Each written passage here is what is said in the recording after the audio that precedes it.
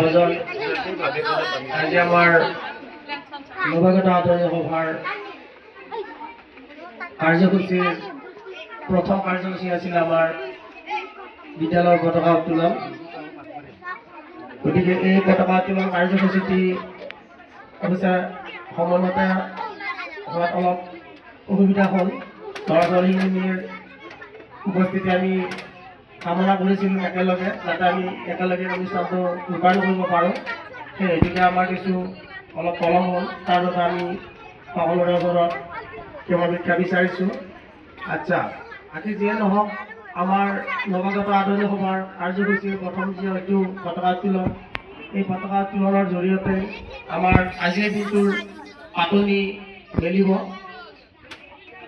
নৱাগতৰ যিহেতু অনুষ্ঠান, আমি নৱাগতক সম্বৰ্ধনা জনোৱা বা আদৰণি জনোৱা তথা তেখেতসকলৰ যিবিলাক পাৰদৰ্শিতা আছিল সেইবিলাকৰ আমি পুৰস্কাৰ আজিৰ এই সভাতে বিতৰণ কৰিবলৈ চেষ্টা কৰিম।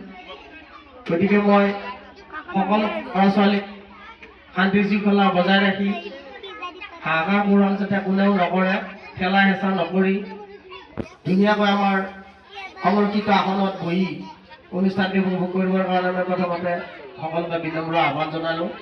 আৰু জ্ঞানোদয় জাতীয় বিদ্যালয়ৰ সকলো নৱাগত ল'ৰা ছোৱালী তথা বৰ্তমান শিক্ষাৰত সকলোলৈ মোৰ বিদ্যালয়ৰ তৰফৰ পৰা আৰু মোৰ ফালৰ পৰাও মৰমবিলাক জনাইছোঁ। গতিকে আমি আৰু বৰ বিশেষ দীঘলীয়া নকৰোঁ, সময়ৰ প্ৰতি লক্ষ্য ৰাখি আমি ইয়াত পৰৱৰ্তী কাৰ্যসূচীবোৰ ৰূপায়ণ কৰিব লাগিব।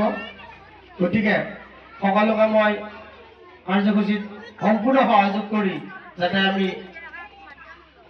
কোনো অসুবিধা নোহোৱাকৈ আমাৰ দিনটো আজি পাৰ হৈ যায়, তাৰ কাৰণে প্ৰভু ভগৱন্তৰ ওচৰত সেৱা ভিক্ষা জনাই আজি আমাৰ অনুষ্ঠানৰ পতাকা উত্তোলনৰ আৰম্ভণি হোৱা বুলি মই আনুষ্ঠানিকভাৱে ঘোষণা কৰিলোঁ। ধন্যবাদ।